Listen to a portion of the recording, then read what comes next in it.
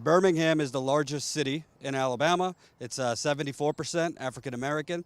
And recently, I believe last year, you guys had passed, the city had passed a minimum wage increase. So Alabama actually has no state minimum wage. It's one of 5 southern states not to actually have on the books any minimum wage. As a result, it just automatically goes to the federal minimum wage of $7.25. So you guys raised minimum wage up to $10.10. Tell the audience what happened after that.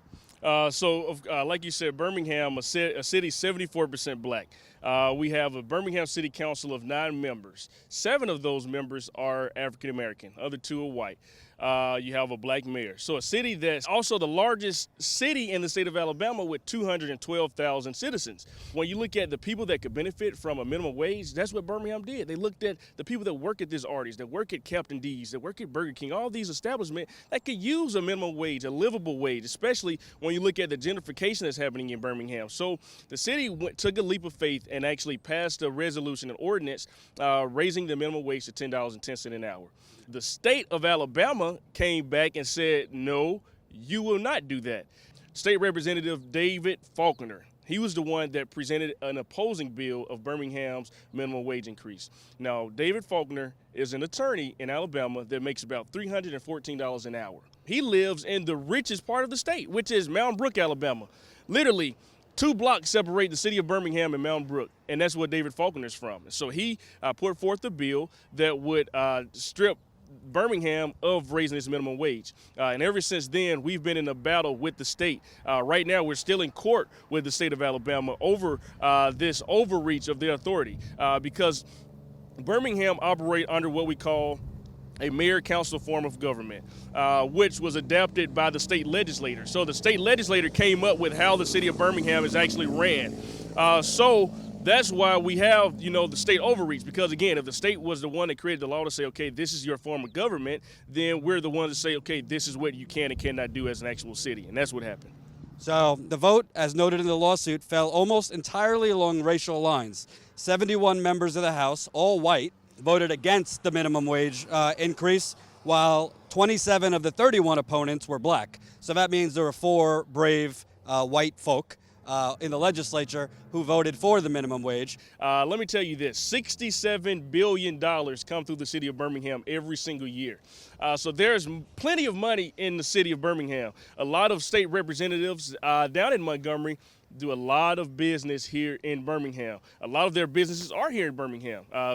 Remember, when I said David Faulconer, the attorney that makes about $314 an hour, well, his law firm is where? In the city of Birmingham. So the state representatives have a lot of impact as it relates to the city. So that's why when they look at a city this big, the largest city, Tuscaloosa, for instance, Tuscaloosa, Alabama, is they're quite progressive themselves. However, Tuscaloosa is not a big city. They're pretty much a college town. They have about 30,000 students at the University of Alabama. Outside of that, there's an additional maybe 5,000 to 6,000 people that actually live in Tuscaloosa. So Tuscaloosa is not a very large city. So if they were to implement a $10.10 minimum wage, by all means, I don't believe that the state will intervene with that. But because Birmingham is pretty much the epicenter of the state of Alabama, the moneymaker of the city of Alabama, a city that has black leadership, that has, that is majority black, they just don't want that to prosper. That's the bottom line to it.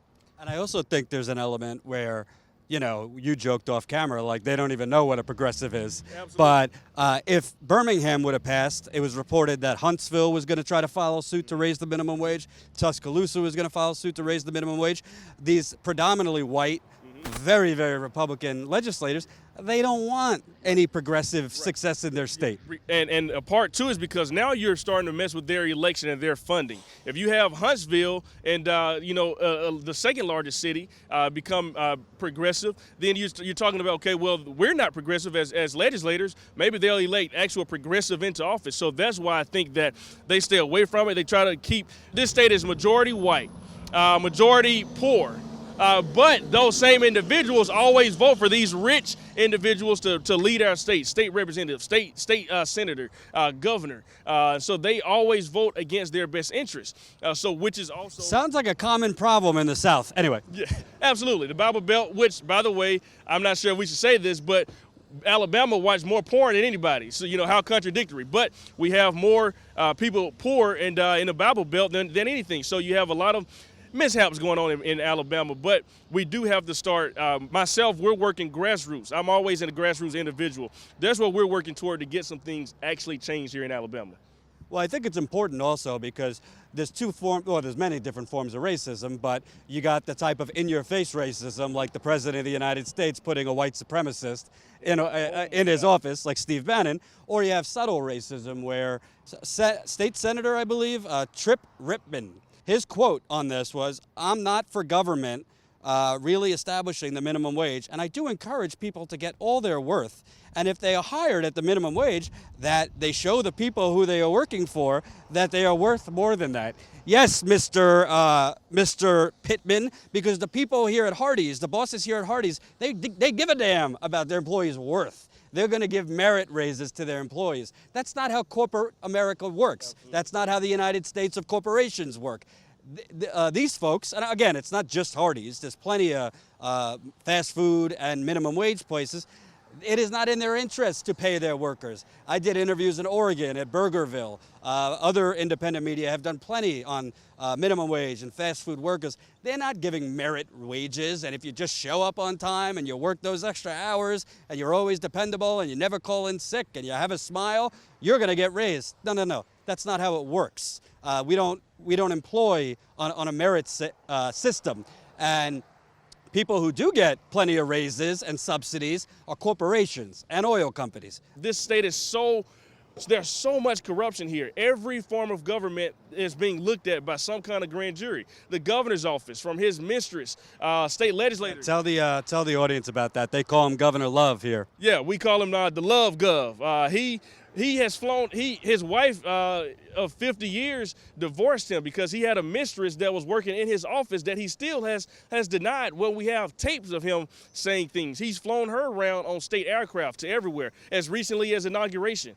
So they're utilizing state resources. So he's being investigated. The House Speaker, Mike Hubbard, former House Speaker, he was just indicted and sitting and awaiting his prison term. So there is a lot of corruption. That's why we can't really be as progressive as we want because of all the corruption. This city being 74% black, there's not a reason why we can't be able to utilize resources to the benefit of the majority of the population. So basically, whether it's Alabama, other states that do this minimum wage suppression, the fear tactics and the nonsense. Oh, well, we're going to we'll lose jobs and shut down business if we raise the minimum wage.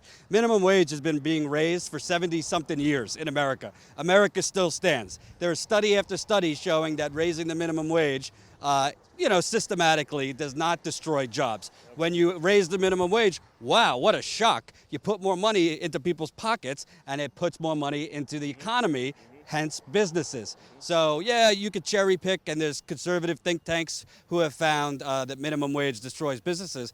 But let me tell you something, McDonald's and Hardee's and these corporations, they make billions of dollars in profits. It's not that they cannot afford to pay people more, it's that they don't want to.